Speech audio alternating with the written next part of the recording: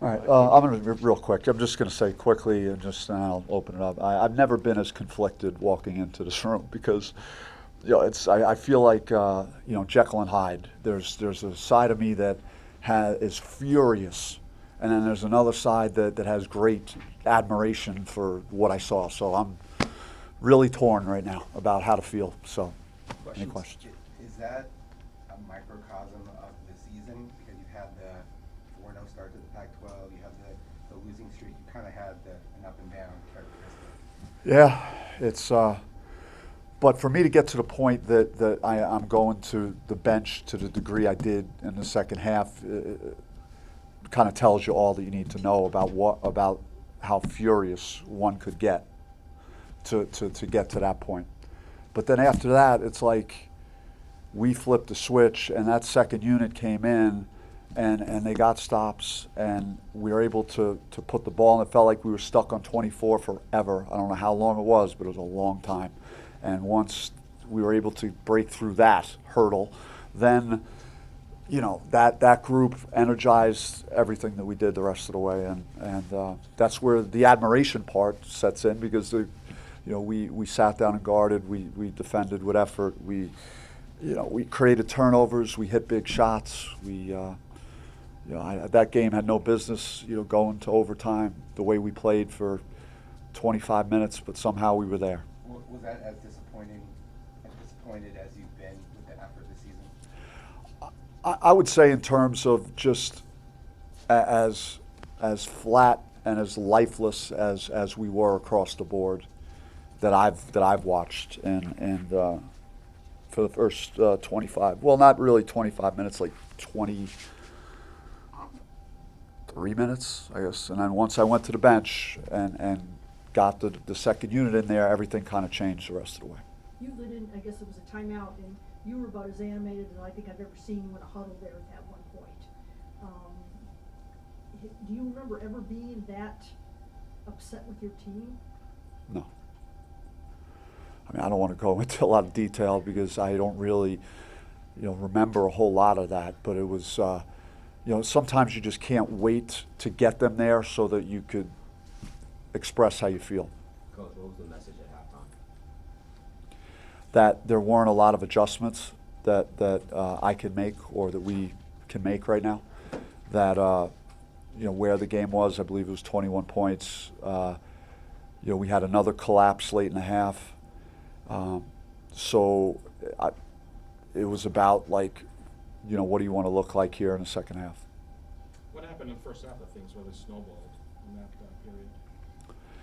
I mean, like I said, we couldn't score. We were stuck on 24. We had missed a bunch of shots. We turned the ball over, and we didn't play any defense. So it was a combination of all those things. So why do you think that the guys responded beyond just kind of giving it to them? Why? Yeah, I mean, did you test their character, or did you say something about this kind of what people were seeing in the arena, or? I mean, I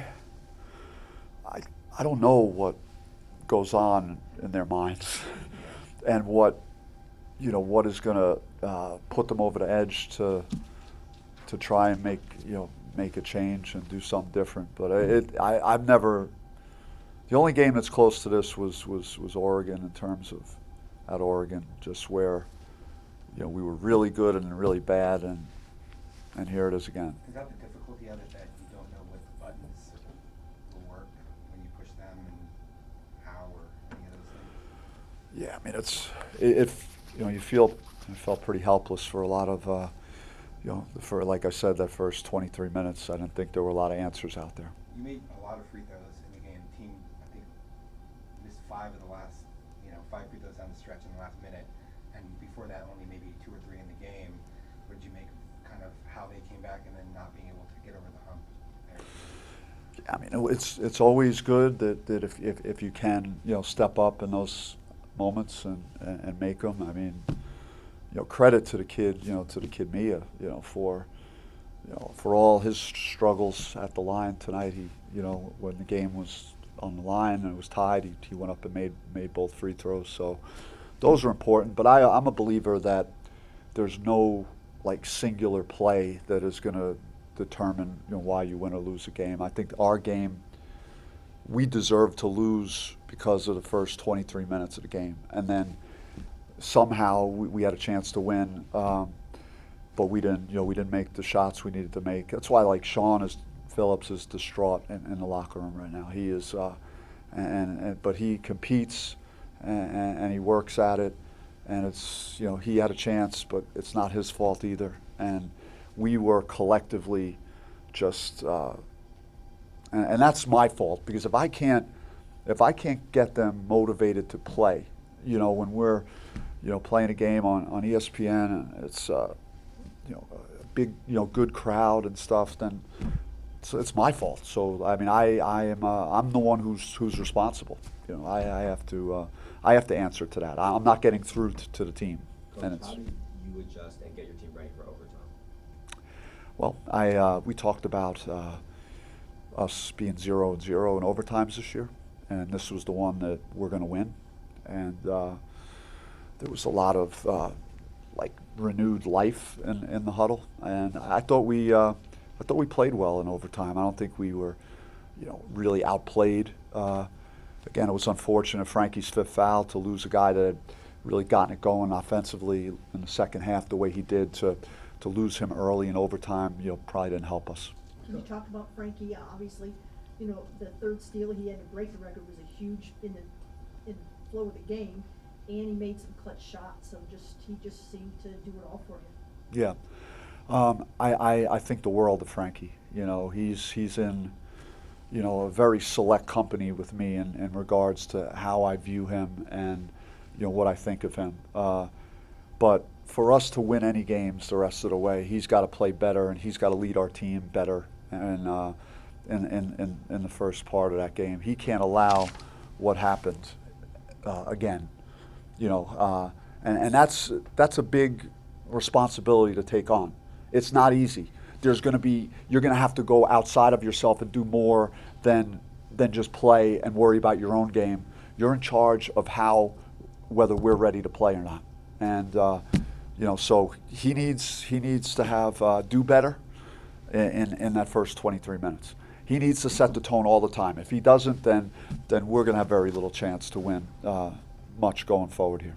Coach, so it seemed like when you were hitting shots in the second half, it really fed into the energy defensively, especially. So how much does the offense need to play well to feed into the defense? Yeah, I don't know.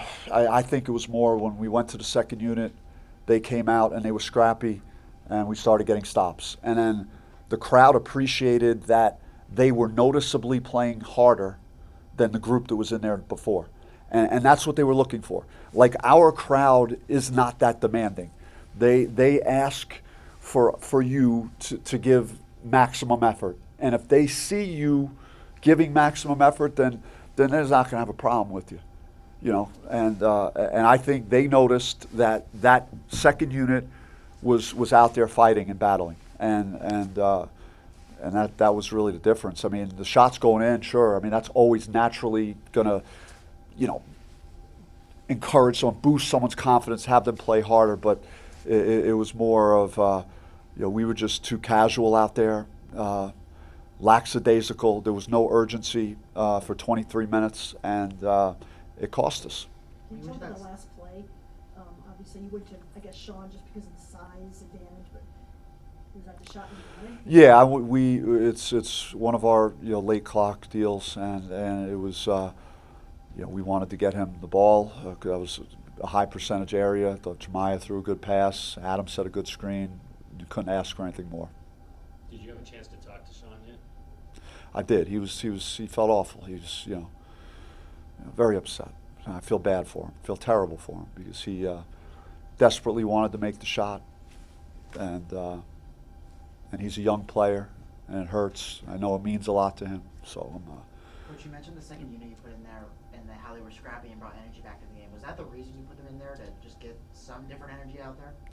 That, and just furious with the group that started. It was again, there was no unity to that group. There was no.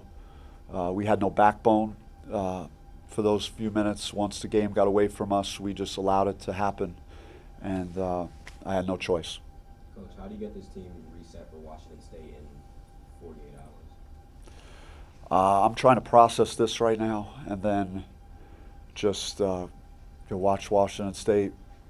They're playing Arizona right now, so get to see what they look like. Get the guys in, try and work on their psyche, their spirits, make sure that they're not defeated from losing the way that we did after battling all the way back and coming up short. So that's another psychological hurdle to overcome. Like, we had a psychological setback on Saturday, and we got a different type of setback today. So I'm just going to have to read the room. I'm going to have to see what, talk to the leaders on the team, watch some of the negative stuff that happened tonight, to whereas we were down 25 points in the second half, and then try and figure out how to move on for Saturday. Coach, how do you feel like Marlon's helped initiate that second half spark? Really happy for that kid. He's been he's a great kid, nice kid. He just he's had a hard time this year getting comfortable, getting into a rhythm, making shots for us. I always thought he could shoot the ball, make shots, and he gave us a huge lift. How much do you think that, with it kind of the game ending the way it did, that it might hurt right now, but this could bring this team together and maybe spark a run at the end of the season? That's just hard to tell at this point. It's just really, when you lose like you did on Saturday, and then you lose like this, after making such a furious comeback and being right there and having a chance and then not getting it done, it's just got to see, how, what it means to the guys tomorrow, what Saturday's going to mean, try and get a good feel for it, and get ready for the next one. You're such a passionate person. What's it like kind of having to try to jumpstart these guys the way that you have at various points of this season, and just all the stuff that you've gone through? So I think that they're really good kids. Like, this is like, I never worry about these kids like off the court, and they're, we have not been able to get on the same page consistently for the course, the entirety of the season. We'll do it on different occasions. We're not talented enough to not be completely together and play together and be ready to play and play with tremendous effort, and those things were missing, for that 23 minutes or whatever it was. And it's been like that most of the year. We've had some games where we've all played together. We played close to a 40-minute game, and we've had pretty good results. And wow, I can't imagine what it's like to be on a team that's won like a handful of games though right now. For us to be sitting one game under 500, it feels like we've only won like 3 games this year. That's how I feel about where the season is right now. All right, thank you. Thanks.